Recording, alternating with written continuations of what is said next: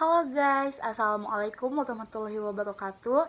Perkenalkan, nama saya Salsabila Naupan Kasuryana dari kelas Psikologi 1A. Untuk memenuhi tugas UAS Perkembangan Anak, di sini saya akan menjelaskan sinopsis dari film yang berjudul Hope. Dan selanjutnya akan dianalisis oleh teman-teman saya. Jadi kisah ini diangkat dari kisah nyata yang terjadi pada tahun 2008 di Korea Selatan. Nah, seorang anak perempuan yang waktu itu usianya masih 8 tahun, ia mengalami pelecehan seksual ketika ia akan pergi ke sekolahnya di sebuah toilet gereja yang sudah tidak terpakai.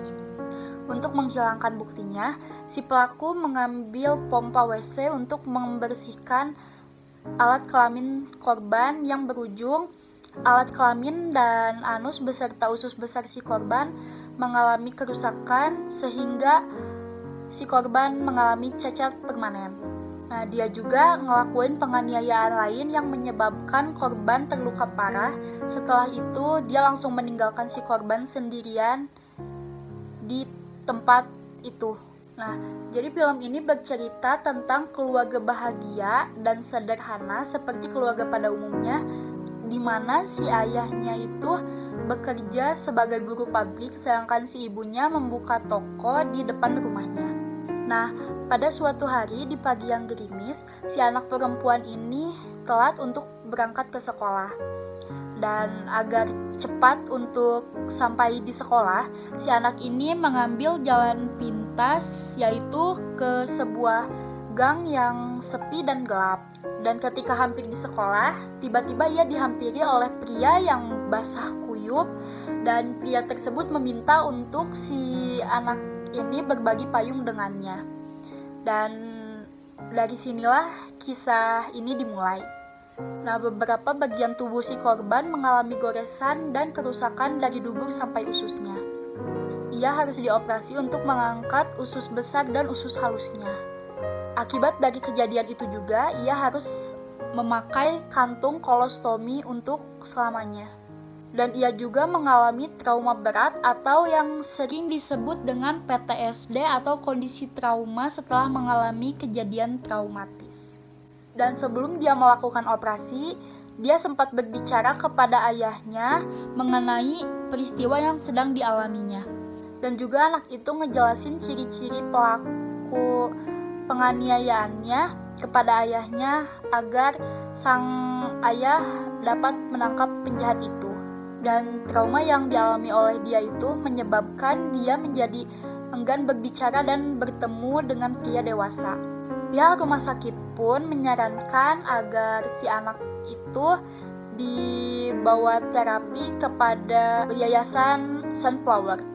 Dan kesedihan yang dialami oleh ayah anak itu menjadi semakin bertambah ketika sang anak tidak mau bertemu dengannya. Tetapi si ayah itu tidak kehabisan akal. Dia menemui anaknya dengan memakai kostum Kokomong, di mana Kokomong ini adalah kartun favorit si anaknya. Dan singkat cerita, si pelaku tertangkap. Tetapi pelaku tersebut tidak mengaku dan bilang kalau pada saat itu dia sedang mengkonsumsi minuman yang beralkohol.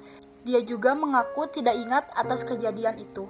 Dan yang lebih parahnya, si pelaku itu dipenjara hanya dalam waktu 9 tahun, di mana 9 tahun ke depan itu sang anak belum berusia 20 tahun. Dan pada 2020 kemarin, si pelaku sudah keluar dari penjara. Sekian penjelasan sinopsis dari saya, dan sekarang akan dilanjutkan oleh teman saya. Halo semuanya, perkenalkan nama saya Gaitsi Salsabil dari kelas PS1A dengan NPM 988240512141118. Di sini saya akan mereview film Hope yang dikaji berdasarkan teori perkembangan anak.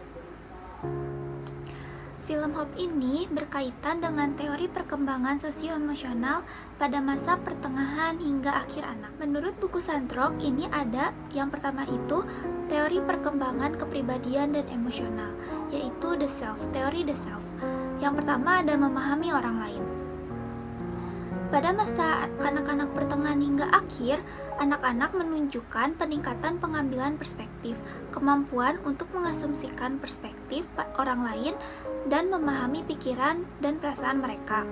Dalam pandangan Robert Seligman tahun 1980, pada usia sekitar 6 hingga 8 tahun, anak-anak mulai memahami bahwa orang lain mungkin memiliki perspektif karena beberapa orang memiliki lebih banyak akses ke informasi. Contohnya ketika adegan di rumah sakit, Sowon baru tersadar, lalu dia bertanya kepada ayahnya apakah pekerjaan ayahnya sudah selesai atau belum. Itu menunjukkan bahwa Sowon memiliki kemampuan untuk mengasumsikan perspektif orang lain dan memahami pikiran dan perasaan ayahnya sendiri. Selanjutnya ada harga diri. Harga diri mencerminkan persepsi yang tidak selalu cocok dengan kenyataan. Dalam film ini, Sowon merupakan seorang anak yang mengalami pelecehan seksual. Dia merasa harga dirinya jatuh karena apa yang telah terjadi kepadanya. Maka dari itu, ada juga beberapa strategi yang baik untuk meningkatkan harga diri anak secara efektif. Menurut buku Santrok ini ada 4 cara untuk meningkatkan harga diri, yaitu dengan cara yang pertama, mengidentifikasi penyebab harga diri yang rendah. Nah, seperti yang kita tahu bahwa penyebab harga diri Sowon jatuh itu karena dia merupakan korban pelecehan seksual. Lalu yang kedua itu memberikan dukungan dan persetujuan sosial. Nah, di sini keluarga Sowon setuju untuk menghubungi Sunflower Center, yaitu tempat untuk membantu anak-anak yang mengalami pelecehan seksual. Lalu yang ketiga, membantu anak-anak mencapai. Ini tuh seperti yang dilakukan keluarga Sowon dan teman-teman dari orang tuanya mendukung Sowon untuk bangkit, hingga dia tuh memberi barang, sejumlah uang, dan lain-lain. Lalu yang keempat, membantu anak-anak mengatasinya. Nah, Sowon juga didampingi oleh ahli terapi dari Sunflower Center untuk memulihkan kondisi fisik maupun psikologisnya. Untuk memulihkan kondisi fisiknya, ia harus dirawat di rumah sakit, lalu ia juga menjalankan operasi. Dan untuk penyembuhan psikologisnya dilakukan dengan cara bermain.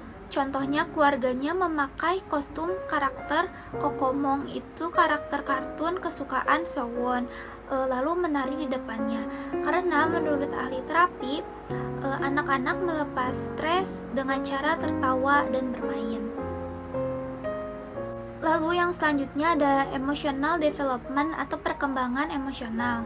Perubahan perkembangan emosional pada tahap ini termasuk peningkatan pemahaman tentang emosi yang kompleks seperti kesombongan dan rasa malu. Mendeteksi bahwa lebih dari satu emosi dapat dialami dalam situasi tertentu. Dengan mempertimbangkan keadaan yang mengarah pada reaksi emosional, peningkatan kemampuan untuk menekan dan menyembunyikan emosi negatif, dan menggunakan strategi yang dimulai sendiri untuk mengarahkan perasaan. Seiring bertambahnya usia anak-anak, mereka menggunakan berbagai strategi coping dan strategi kognitif yang lebih besar. Nah, ini udah disebutkan di atas bahwa Sowon memiliki lebih dari satu emosi dalam satu situasi ketika saat itu, yaitu rasa malu, sedih, bahkan sempat trauma kepada ayahnya sendiri. Sehingga ketika ayahnya ingin bertemu Sowon, ia harus menggunakan kostum karakter kesukaan putrinya itu.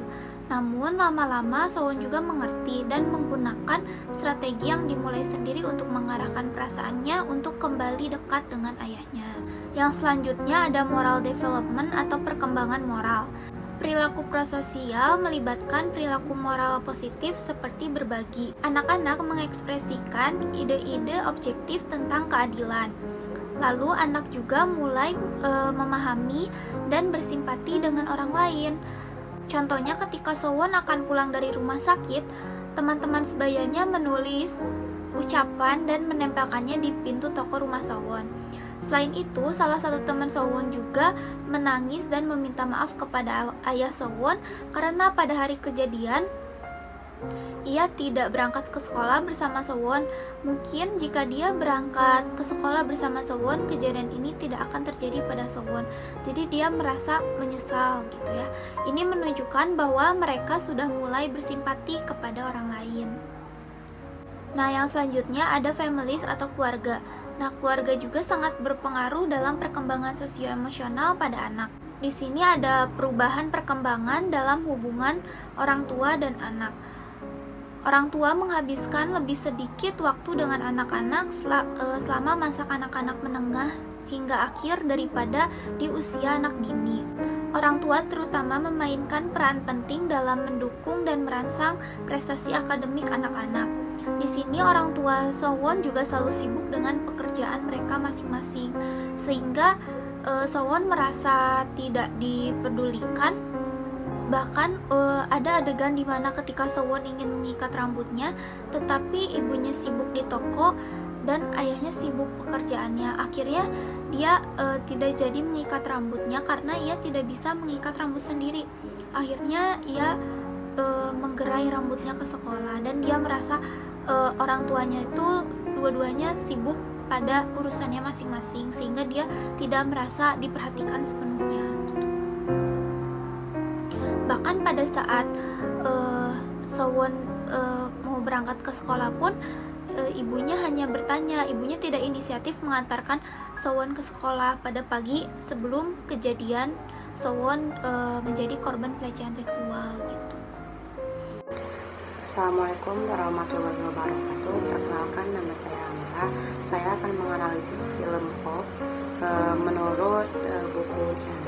Menurut buku Diane, Sowon memiliki depresi masa kecil. Salah satu gejala depresi adalah menangis, perasaan tidak berharga, sering berpikir tentang kematian. Mengapa begitu? Karena dia sangat terpuruk setelah mengalami pelecehan seksual tersebut. Dia selalu menangis, merasa dirinya tidak berharga karena terjadinya pelecehan tersebut. Sowon memiliki fobia sosial atau kecemasan sosial, ketakutan ekstrim, dan penghindaran situasi sosial seperti bertemu seseorang di jalan karena Sowon membenci orang dewasa laki-laki. Selain dia takut bertemu dengan orang dewasa laki-laki, dia juga takut berbicara dengan ayahnya sendiri. Selanjutnya, Sowon memiliki gangguan kecemasan dengan fobia sekolah karena dia takut bertemu orang-orang dewasa setelah kejadian tersebut, seperti guru laki-laki.